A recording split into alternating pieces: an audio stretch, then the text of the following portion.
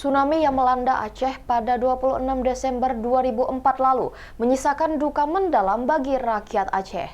Para korban masih mengingat jelas dahsyatnya tsunami Aceh yang sampai meluluhlantakkan rumah hingga ratusan ribu jiwa melayang. Seorang penyintas tsunami Aceh bernama Cut Putri menyaksikan hingga merekam detik-detik tsunami Aceh yang melewati rumahnya di Gampong Lanjame, Kecamatan Jaya Baru, Banda Aceh. Berbekal handycam, Cut Putri merekam kejadian detik-detik tsunami Aceh.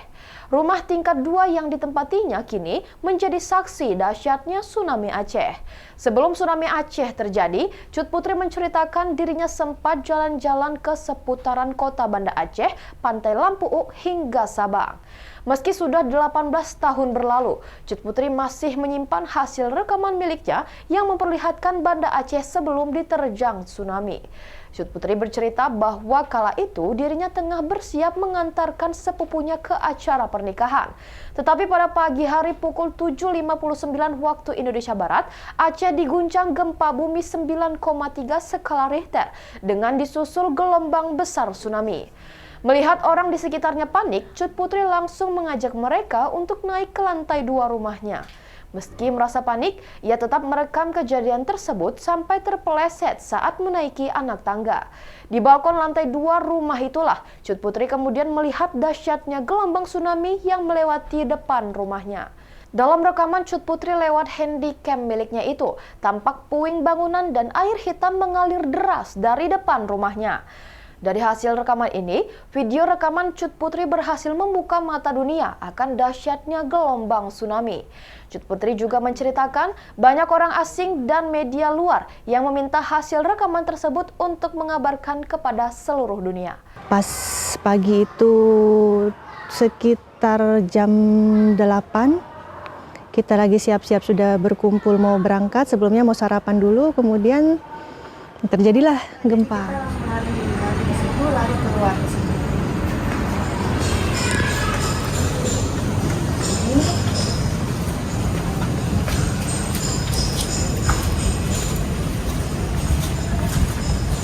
Di sini ini sudah kumpul keluarga-keluarga.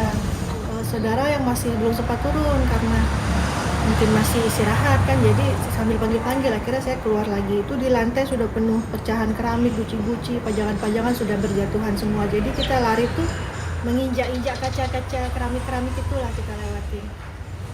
Kemudian sampai ke bawah, sudah ambil kamera ini, mulai di bawah sudah mulai saya langsung on kameranya. Saya sempat ambil gambar dari arah sini. Dari sini saya ambil gambar. Ada saya rekam ke atas, kemudian mengarah ke sana, ke tempat saudara-saudara berdiri. Sambil saya syuting itu memang sambil gempa, makanya terlihat goyang-goyang. Di situ ada pot bunga goyang-goyang kalau dibandingkan dengan keras, pelan lagi, keras, pelan lagi.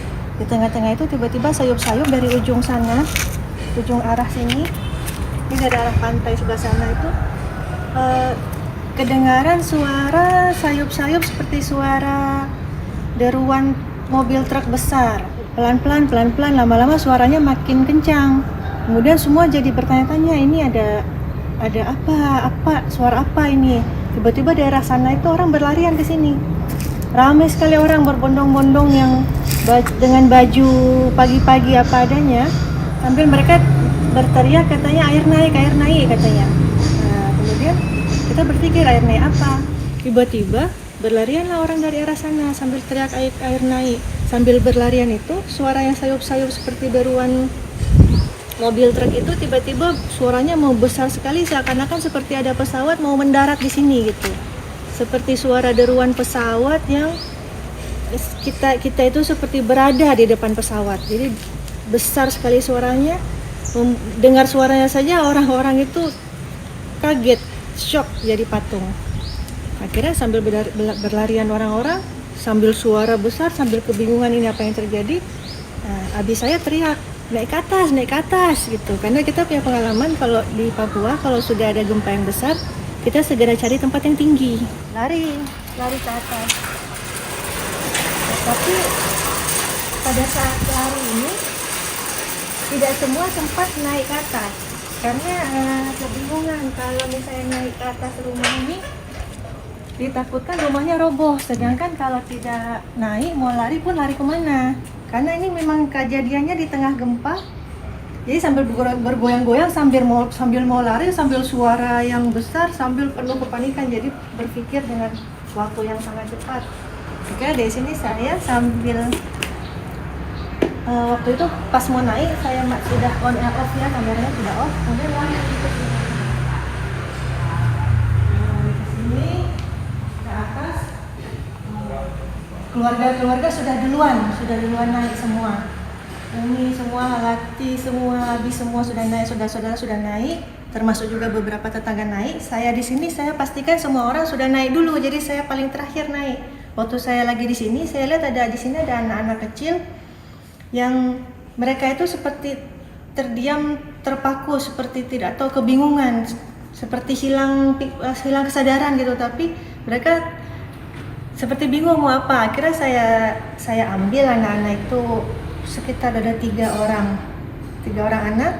Saya ambil kanan kiri gitu, saya gendong, langsung saya bawa naik ke tangga. Setelah ditaruh, saya letakkan anak-anak taruh di atas, saya turun lagi ke sini.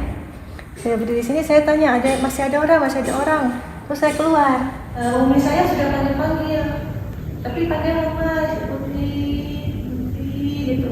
Saya pikir kenapa? Rupanya orang yang di atas itu sudah melihat air dari jauh. Saya di sini bawah tidak kelihatan, jadi waktu saya cari orang, saya normal, saya tanya-tanya. Nah, saya di sini di ujung atap tetangga kelihatan sebenarnya rumah ini kan padat penduduk, jadi kita kalau air dari jauh itu tidak mungkin kelihatan, jadi air itu baru terlihat setelah berada di atas atap rumah tetangga. Ikuti terus berita menarik lainnya. Jangan lupa like dan share seluruh akun Tribun Medan.